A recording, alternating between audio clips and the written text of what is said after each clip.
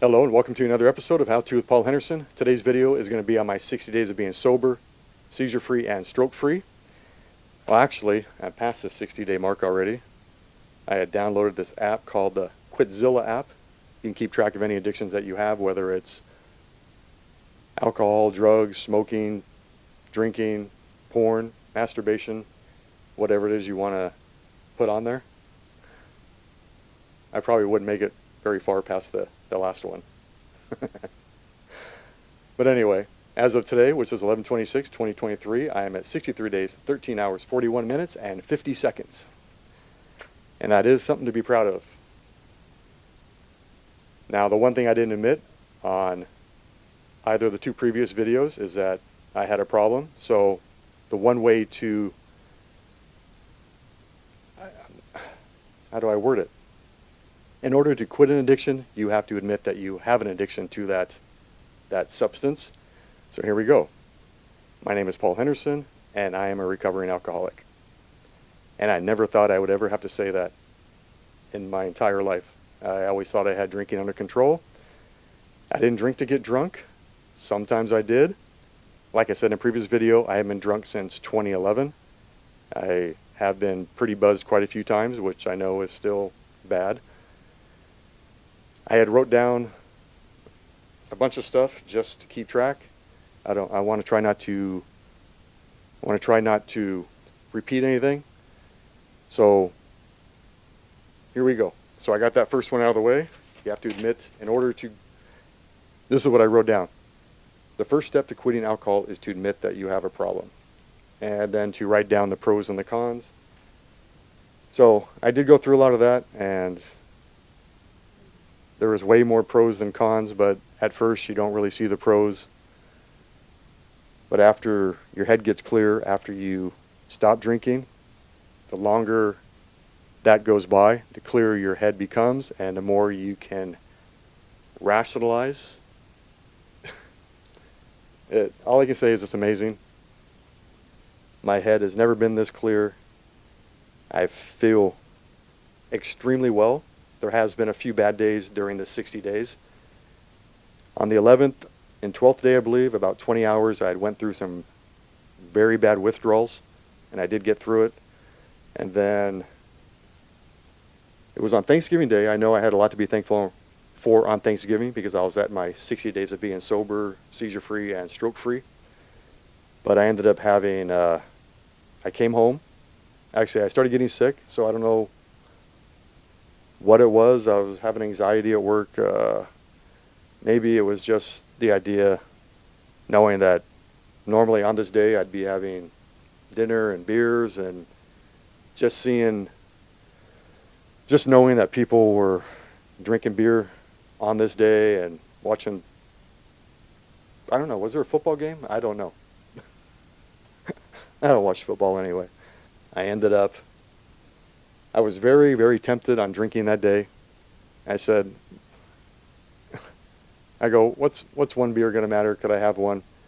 But then if I have to, I'd have to reset this app. And I did not want to have to reset it, so I didn't drink. So I'm still at 63 days, 13 hours, and whatever minutes I just said it was. And I'm very proud of that.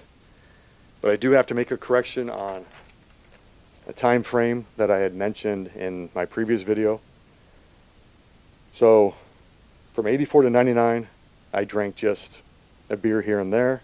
From 2000 to 2003, that's when I lived in Orange County, I drank on a regular basis because I had a neighbor that was an alcoholic, so I started drinking with him. And then from 2003, that was when I moved to Riverside. I think I said 2004, but it was 2003. It was in October of 2003. I had 4 alcoholic neighbors. 3 were beeraholics and 1 was a wineaholic. So I started drinking pretty heavily at that time. And that was when I was on strike from where I worked. And we were on strike from October 2003 till, I believe, the end of March 2004. And I'll tell you this, I drank quite a bit of beer and wine during those 6 months. And then this kept up. Let's see, I wrote, this was when I started drinking more. And yeah, I did. And then 2005, let's see. Oh yeah, 2005 I crashed my motorcycle. It was not because I was drinking. It was just that I was still inexperienced motorcyclist. I was at 8 months, and they usually say within the first year you'll either be in a serious accident or get killed. I was in 2 that day. I crashed once, and I believe that was when I broke my collarbone in 2 places. I got back on the motorcycle. I tried to go back down the hill, and as I was going down, each turn got harder and harder, and I did not know that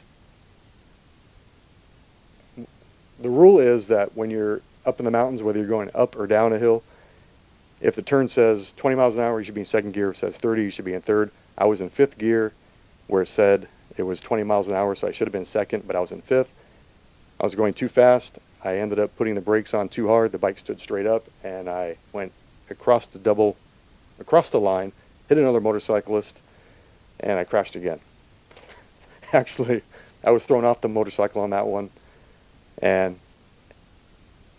have you ever ran down a hill and you can't stop? Well, what happened was when I got thrown off the bike, it was a downhill slope, and I couldn't stop the momentum from running. I almost fell over the railing, which was a pretty steep drop off. So anyway, long story short, I was off of work for 3 months for that, and I drank even more. And then from 2000 until 2011, I wrote down my alcohol intake increased steadily. So that's for the update on my alcohol drinking timeline. And then from 2011 to 2023, like I said, my alcohol just increased steadily. And it only got worse when I went on vacations. I drank, I guess you could say I drank like a fish. Just beer, nothing else. Except for maybe the occasional cinnamon whiskey. And in 2011, I started taking all my vacations. I'm entitled to 5 a year. Sometimes I'll take an extra one. Let's see what else happened. Oh, then I was on a ski trip, and when did I do that? It was recently, I think 4 or 5 years ago. I crashed, dislocated my shoulder really bad, so I was out of work for 3 months on that one, and I drank a shitload of beer on those 3 months. So now I'm going to go on how I feel after 60 days of being sober.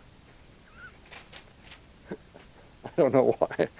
I don't know why I can't remember all this stuff. I mean, I can remember it. I just don't want to repeat everything. So that is why I decided to write everything down and throw the pieces of paper on the couch. And if you notice, I'm drinking beer out of a mug because it reminds me of Coors Light. Because Coors Light is actually just piss water.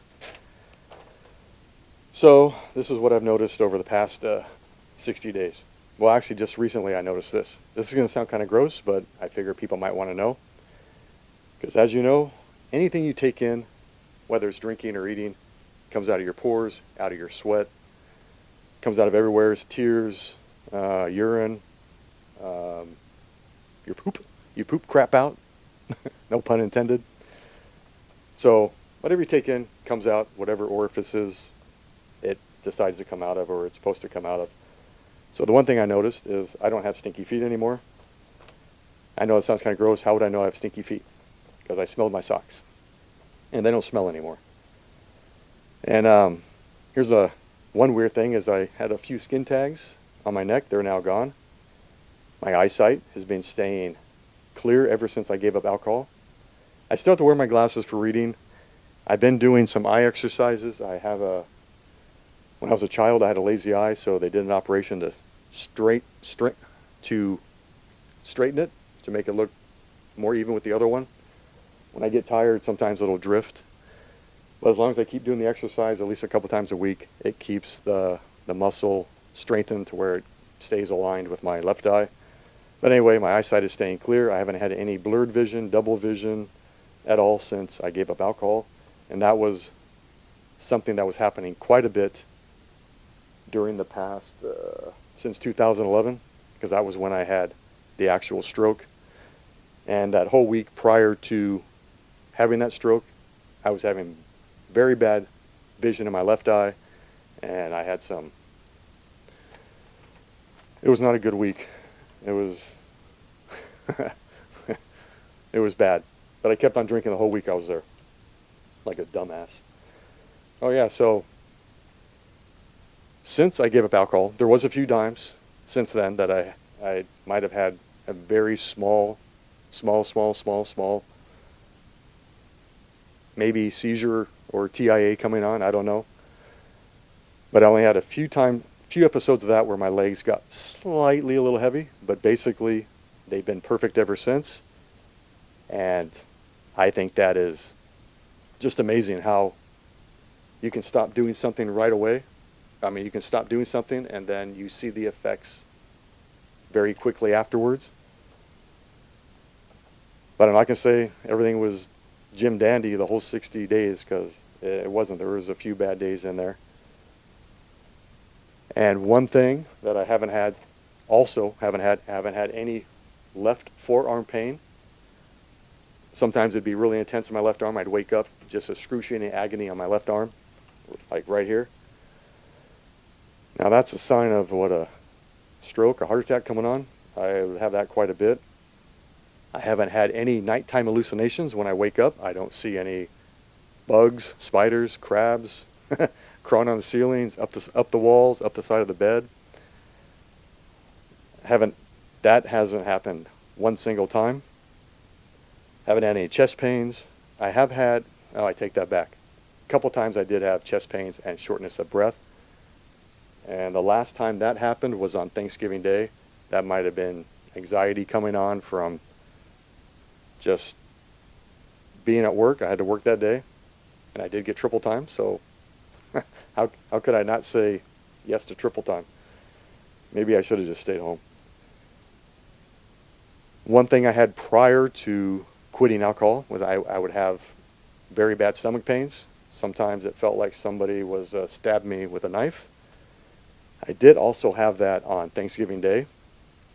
Not too sure what that was. I left work. I came home.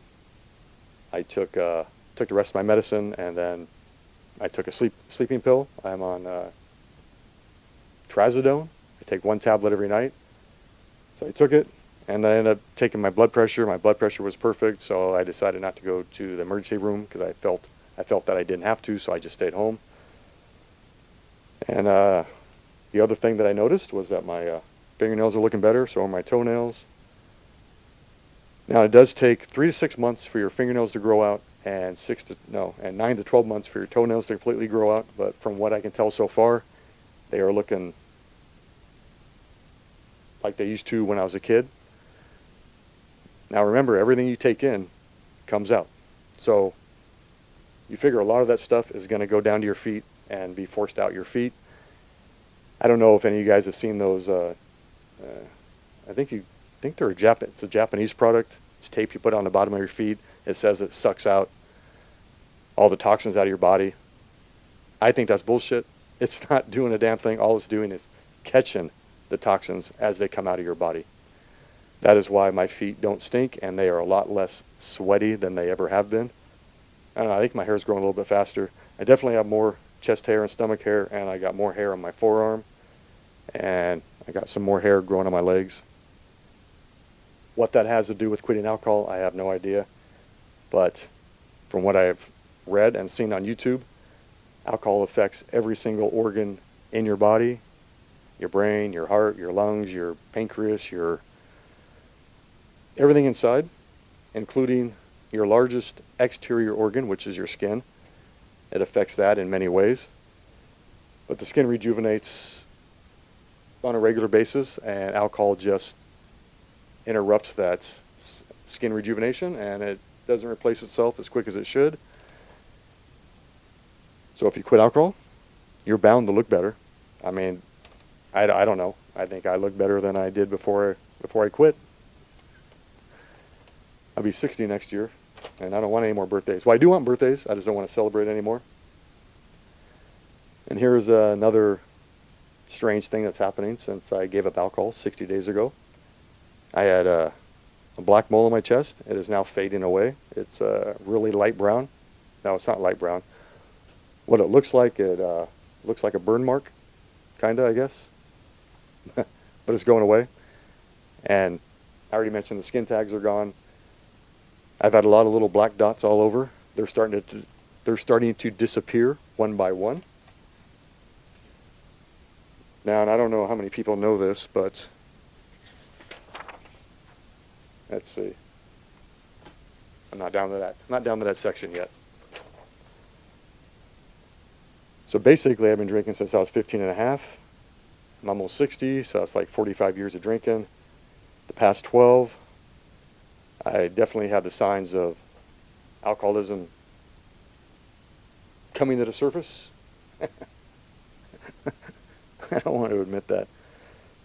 So basically, I've been drinking since I was 15 and a half. I'm almost 60, so that was 45 years ago. The past 12 years, that's when these episodes started happening, and they just got worse over the past 6, and then the past 3, they got even more worse, and then, of course, everything just escalated the past year and wound up in the hospital for a week, and then I wound up in the hospital for a day and a half. And I believe 3 years ago, I was in Vegas, and I wound up in the hospital for 3 days, I think 3.5 days, and that was due to alcohol symptoms. I'm going to go ahead and put up a screenshot, and I have to put my glasses on so I can read it. Okay, so this is the 4 symptoms of classic alcohol withdrawal syndromes. The first one is minor withdrawals. This will happen 6 to 24 hours after your last drink. You'll experience anxiety, headache, diaphoresis. This is a sweating of the face, tremors, tachycardia, and palpitations. I've experienced anxiety, headache, diaphoresis, tachycardia, and palpitations. Stage 2 is alcoholic hallucinations. This happens 10 hours to 3 days after your last drink. This is where you'll have either visual or tactile hallucinations without confusion. And I've had that numerous times, and that has picked up over the past 6 years and got pretty frequent the last year. Stage 3 is alcoholic withdrawal seizures, and I definitely experienced this. This is 2 to 3 days, up to 10 days after your last drink. Mine seemed to happen even quicker, so I'm going to have to change that to like 1 to 3 days, up to 10. This is usually brief with short postical period. And that means when seizures begin and end, usually within 5 to 10 minutes. I think mine actually lasted longer, or at least the residual effects would last for hours afterwards. The fourth one is delirium tremens, DT. This is 2 to 3 days, up to 10 days after your last drink. This is where you'll have delirium, tachycardia, hypertension, and hypothermia. Okay, so this is kind of interesting because I never knew this. So in 2009, this is when I really started to drink even more. I started going out with friends more often. I started taking motorcycle rides. I would have 1 to 2 beers there. I would drink at a neighbor's house across the street and another neighbor's house, and it was knowing what I know now, I realized it was getting out of hand. I must have been getting hypothermia. I was frozen to the core, literally. If I drank anything warm, it felt like it burnt my mouth. When I would drink coffee out of the coffee maker, it was totally scorching, which it shouldn't have been because the coffee was always the same temperature. The most bizarre thing that had happened was I was taking a shower. The water was extremely hot. I kept turning the hot water down, kept turning it down. Finally, it was warm, but it was still too warm, but it felt good. But I just finished my shower. I went to go turn the water off, and I was taking a cold shower, yet it felt hot. So I guess that would be considered hypothermia.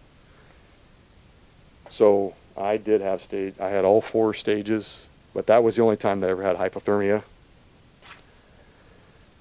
Okay, so here's another screenshot. Are you a beer drinker? I have to say yes. So potomania, that is a severe electrolyte imbalance. This is where if you drink too much beer and don't eat the proper diet, or if you're out in the sun too much, you sweat too much, or if you vomit, eat too many carbs, which is what I was definitely doing when I was drinking, I would go have a beer and some french fries. If you take diuretics, or if you're a diabetic, you can have severe electrolyte imbalance, and that involves low sodium, low potassium, low magnesium. Now, and on some of the blood panels I had done, I did have low potassium. At my last hospital stay, they gave me some potassium, and it tastes like crap. So I guess that brought that back up. And you can also have hypothermia and hypokalemia. And like I said earlier, I did have hypothermia that one time. That was back in 2009. And with the severe electrolyte imbalance, you can experience dizziness, weakness, seizures, I think that's hallucinations, I'm not too sure, it's AH, coma, inability to think, I might have some of that, confusion, and nausea. Now here's another screenshot, 15 sobriety strategies. So if you want to quit alcohol, this is something good to do. This is from a YouTuber called, where's he at? This guy right here. His name's Jay. Getting sober, ... again. So this is from his channel. So number 1, watch our YouTube Dailies video, or any YouTube's video. You don't have to watch his, mine. You can watch anybody's. I watch one every single day. 2, talk to your friends and family. 3, learn about the benefits of sobriety. 4, learn what alcohol does to your body. 5, prepare for sobriety. 6, be sure to visit your doctor before getting sober. And I definitely did that. 7, sign up for therapy. Sign up for therapy. I didn't do that. They did ask if I wanted help, and I said no. I said I can do it on my own. I think maybe I should have. 8, decide on a date to get sober. I didn't have much of a choice. I had to quit on that day that I got out of the hospital. But I actually did it 2 days before, a day and a half before, on that Sunday at 1 a.m. 9, taper off alcohol slowly. I didn't do that. I quit right then and there.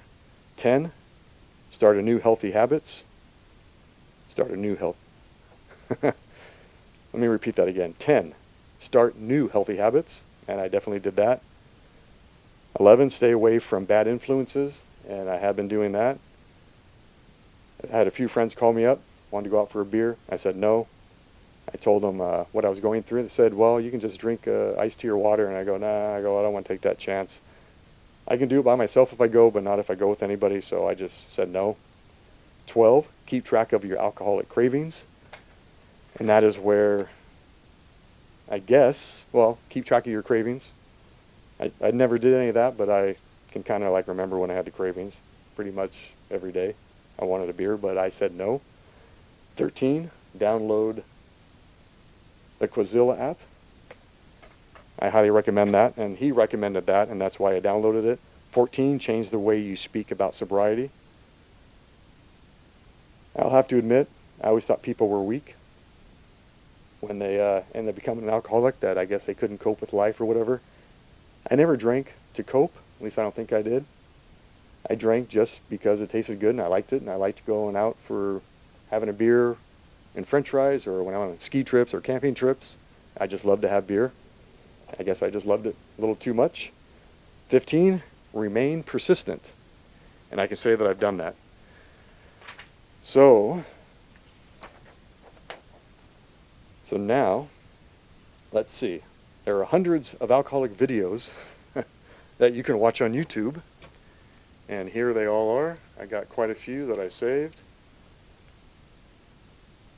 So you got Sober Leon. He has hundreds out there. And like I said, so does Jay. And there's this other guy here. His name is Andrew Huberman. This guy. He has some on there. He gets into great detail about what alcohol does to the body. So check out all 3 of these guys. And like I said, there are hundreds of videos out there. Don't panic, do this. Sober Leon, Dr. Omar Danoun, Jay Andreas. That is this guy right here. Yeah, so I definitely recommend checking out those videos. You know, alcohol doesn't care what color you are, what race you are, male, female, gay or straight. It affects everyone the same way, and it's just a matter of time before it kills you. So, my last little bit of crap I want to talk on. Okay, so we have been lied to all these years when they said, oh, a beer a day is good for you, a glass of wine. No. No amount of alcohol is good for the body. It attacks every single interior and exterior organ that you have in and on your body. And Sober Leon, he says this over and over. Alcohol does nothing for the body. It does you no good whatsoever. There are no benefits to drinking alcohol. It doesn't help you sleep. It's just empty calories, and it is bad on the body. It destroys every organ that you have. And this is a quote from Andrew Huberman. This is what he said on one of his videos. When you ingest alcohol, it passes through all cells and tissues of the body.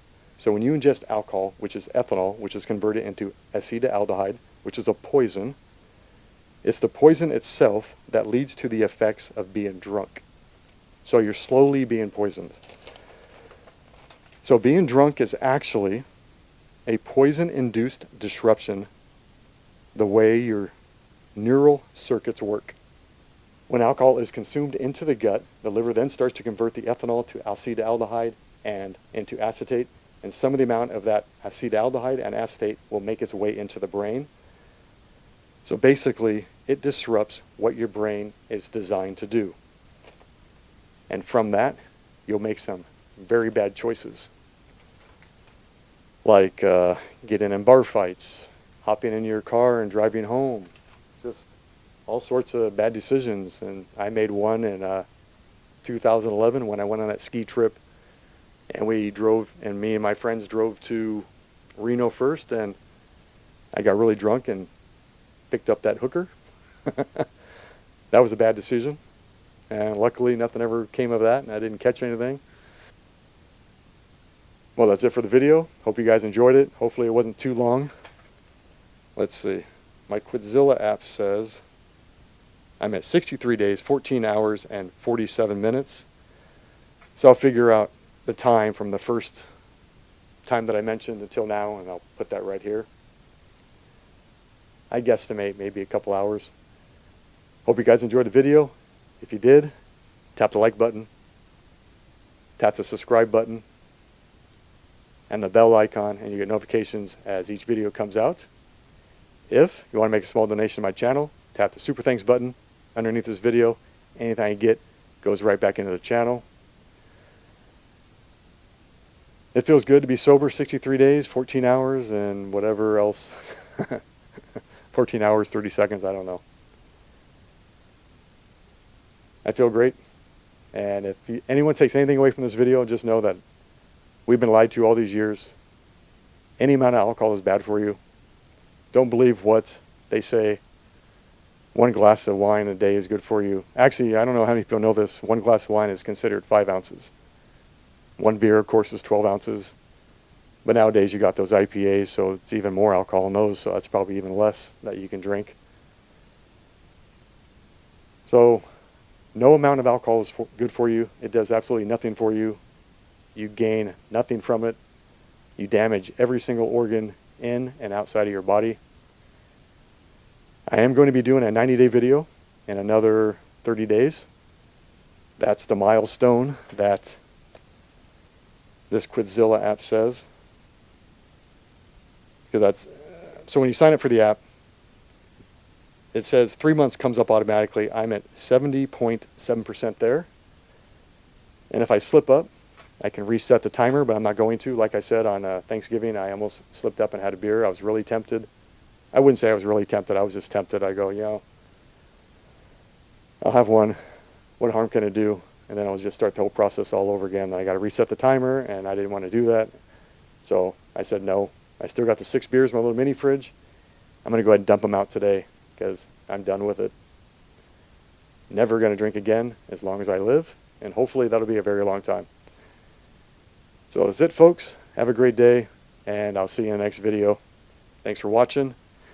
And one more thing, just be sure to check out a lot of these other people. Like I said, Sober Leon, Habits V2, Getting Sober ... again. Brentwood MD, he describes what alcohol does to the body. Strong Medicine. There's dozens out there that you can watch.